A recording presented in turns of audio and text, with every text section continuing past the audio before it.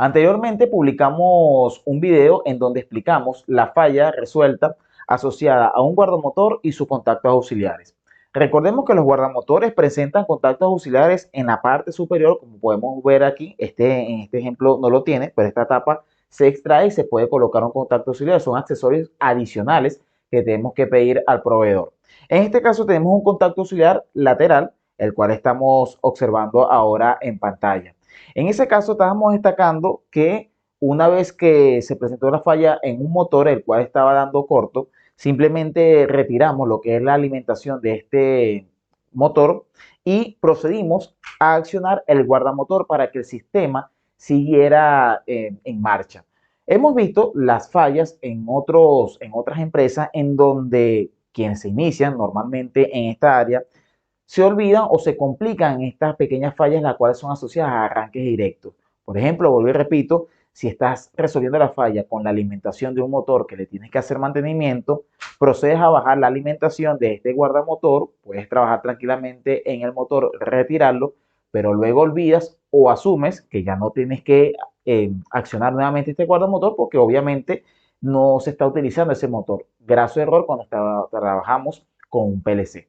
En ese caso tenemos que estar conscientes, ver bien cuál es el esquema eléctrico que tenemos al frente para saber de dónde proviene la falla o si no adelantarnos a la misma. Vamos a observar el siguiente plano eléctrico en donde vamos a explicar esto con más detalle. Bien, ahora vamos a ubicarnos en el siguiente esquema eléctrico en donde vamos a describir paso por paso el cableado eléctrico del arranque directo para una lógica cableada.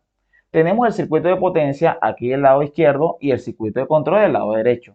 El circuito de potencia bastante sencillo, ya que vamos a obtener una alimentación de 380 voltios. Luego vamos a tener la térmica y el guardamotor, los cuales son dispositivos de manuales. Y luego vamos a obtener el contactor, el cual vamos a analizar mediante la activación de su bobina. Hasta aquí vamos a entender claramente lo que es el cableado eléctrico del circuito de potencia. Luego tenemos el circuito de control en el cual vamos a conseguirnos con un contacto normalmente cerrado asociado al guardamotor, ¿cierto? De tal manera que si el guardamotor detecta una falla por sobrecarga o por cortocircuito, va a abrir impidiendo que el sistema siga funcionando. Luego vamos a conseguirnos con una parada de emergencia o un stop normalmente cerrado. Luego conseguimos el start, un dispositivo normalmente abierto, lo que va a dar la marcha a nuestro sistema. En paralelo con él vamos a conseguirnos el contacto auxiliar del contactor y finalmente la bobina del contactor para así terminar con nuestro circuito de control bastante conocidos por todos. Bien, cuando vamos a referirnos este sistema eléctrico a un arranque directo tenemos que tener en cuenta bien claro cómo sería nuestro circuito de control asociado a la lógica de programación desarrollada en un PLC, vuelvo y repito, y más cuando nosotros no hemos desarrollado esa lógica. Pero teniendo las bases necesarias podemos resolver las fallas como comentamos en el video anterior. Aquí podemos conseguirnos 4 contactos normalmente abiertos y una bobina. Si nos detenemos aquí tenemos el stop asociado también a la lógica programada, perdón, a la lógica cableada. Luego tenemos un contacto normalmente abierto asociado al guardamotor. Luego tenemos el start, también asociado aquí a nuestro sistema de lógica cableada. El contacto auxiliar asociado al contactor y finalmente la bobina. Podemos asociar tranquilamente esta lógica de programación a nuestro cableado en la lógica cableada del arranque directo. Hasta allí vamos bien.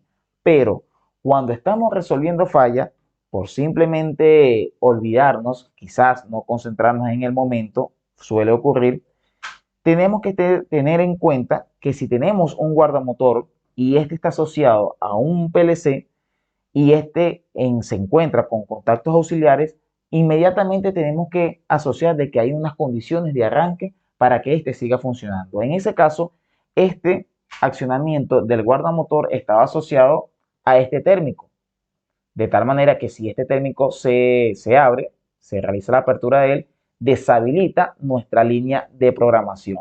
Hasta aquí lo estamos viendo bien porque estamos viendo la lógica de programación y es fácil entenderlo. El detalle está cuando estamos trabajando en campo, tenemos los dispositivos, pero no estamos viendo la lógica de programación. Pero inmediatamente, si nosotros hemos trabajado con PLC, podemos retener o tener la idea de que si algo no está funcionando, bueno, vamos a conseguirnos o a buscar contactos auxiliares asociados, bien sean los de un contactor, como tenemos aquí también en pantalla, este contacto auxiliar o el contacto que ya viene por defecto en los contactores, o si el guardamotor también juega un papel importante allí. Entonces tenemos un contacto auxiliar que también puede ser de esta forma, como lo voy a dibujar a continuación. El contacto auxiliar del guardamotor puede estar, del contactor también puede estar de este lado, o también otro contacto, el cual otro contacto condicional que esté en el sistema, que puede ser un sensor, un final de carrera, pero tenemos que estar claros de que podemos conseguirnos condiciones, bien sea de este lado o del lado del en paralelo con el estar. Simples ejemplos que nos pueden ocurrir en la industria y va a depender de las habilidades que nosotros tengamos o el conocimiento básico de la teoría para saber el por qué está o no arrancando nuestro sistema. Entonces, hasta aquí quería explicarle eso para que lo tengan en cuenta cuando estamos trabajando con circuitos tan básicos como el arranque directo, pero estos están asociados con la lógica de programación de un PLC.